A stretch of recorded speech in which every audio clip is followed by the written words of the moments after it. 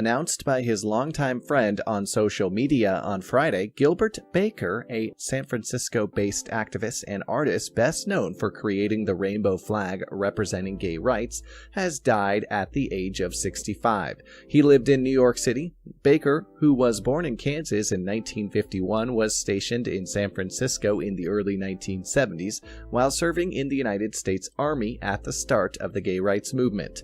According to his official website biography, Baker began making banners for gay rights and anti-war protests, often at the request of Harvey Milk, who became the first openly gay man elected to public office in California in 1977.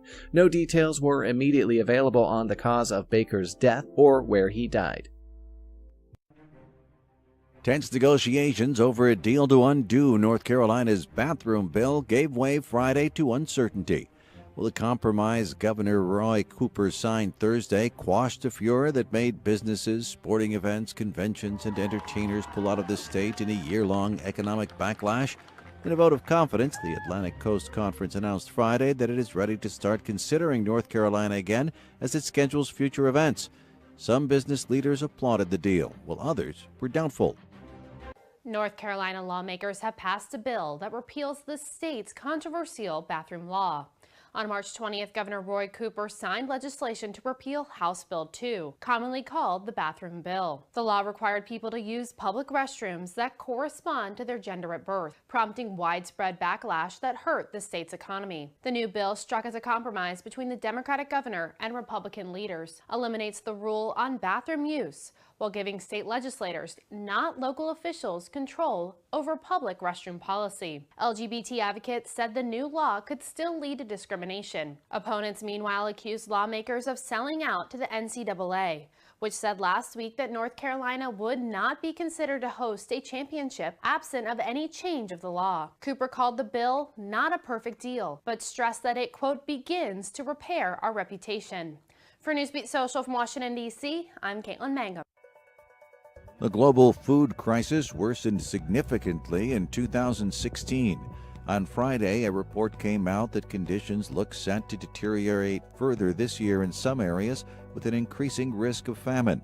The Food Security Information Network said there's a high risk of famine in some areas of northeastern Nigeria, Somalia, South Sudan, and Yemen because of armed conflict, drought, and macroeconomic collapse.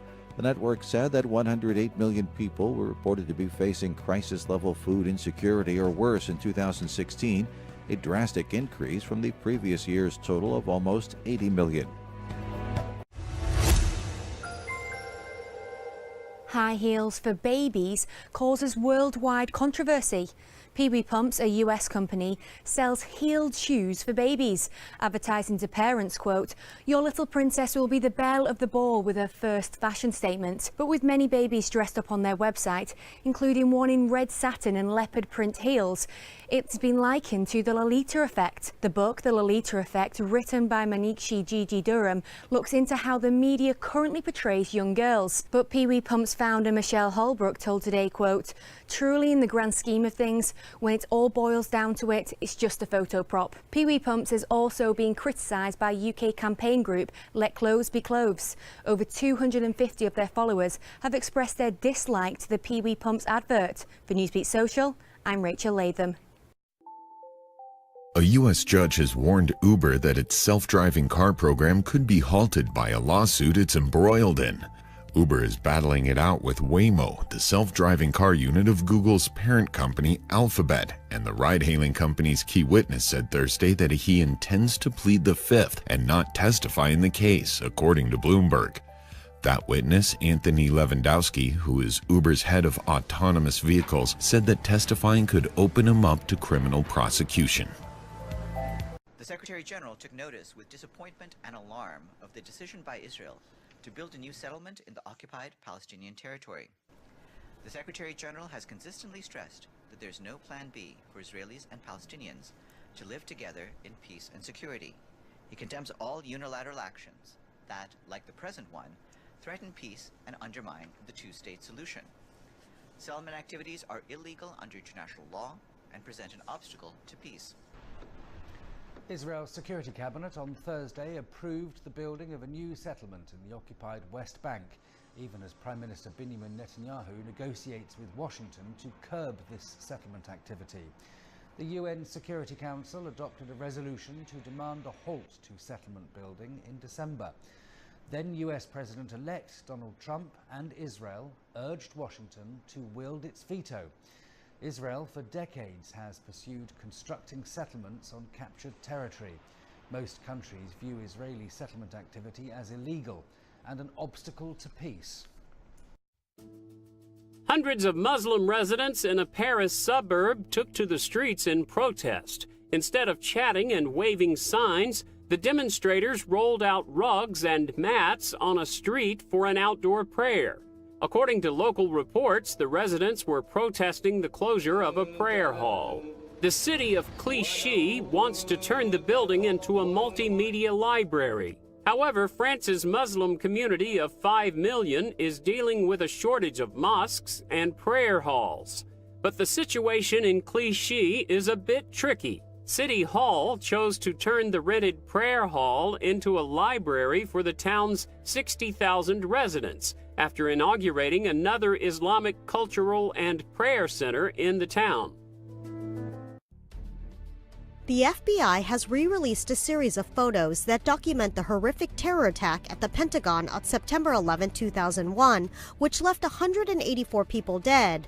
The 27 photos document the aftermath of the attacks, including images of the building's exterior, interior, overhead views, and images of first responders who rushed to the scene.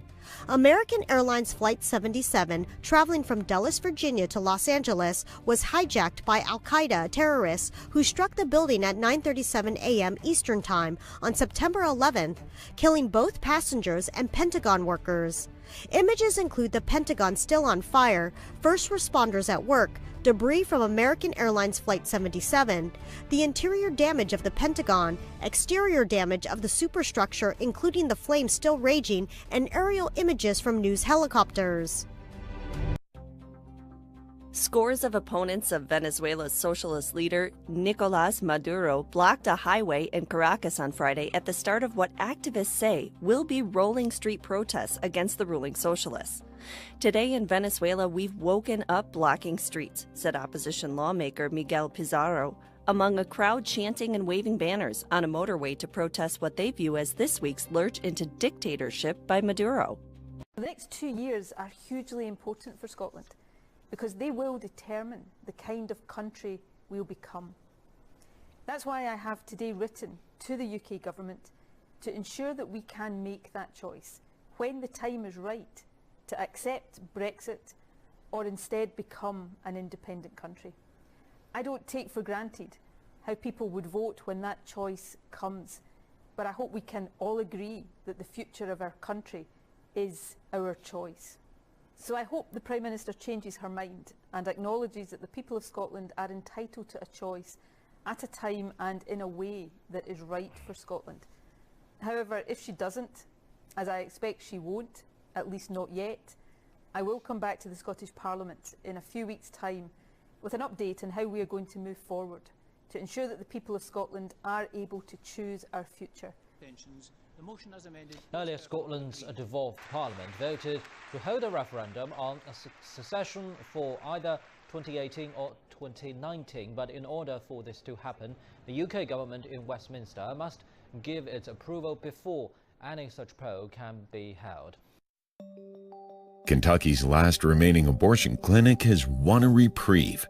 District Judge Greg Stivers issued a restraining order Friday barring Governor Matt Bevin's administration from enforcing their order, demanding that a clinic in Louisville stop performing abortions as of Monday. The entry of a temporary restraining order is in the public interest because the public is interested in the prevention of the potential unconstitutional enforcement of state law, said the clinic's lawyer. He also said the state is already waving the white flag. Caterpillar announced on Friday that it's shutting down its Aurora, Illinois plant, which will cost about 800 employees their jobs. Caterpillar, which is one of the world's largest producers of mining and construction equipment, is shifting the Aurora production to other facilities in the U.S., including Decatur, Illinois, and North Little Rock, Arkansas. A Caterpillar spokeswoman said out of about 800 production positions, about 500 positions would likely be added to Decatur, and about 150 positions would be added in North Little Rock. All of a sudden, Medicaid is trendy again. Now that the GOP-sponsored American Health Care Act has failed to win support in Congress, governors and state legislatures are taking a hard look at whether that offer of federally funded Medicaid expansion is worth taking up.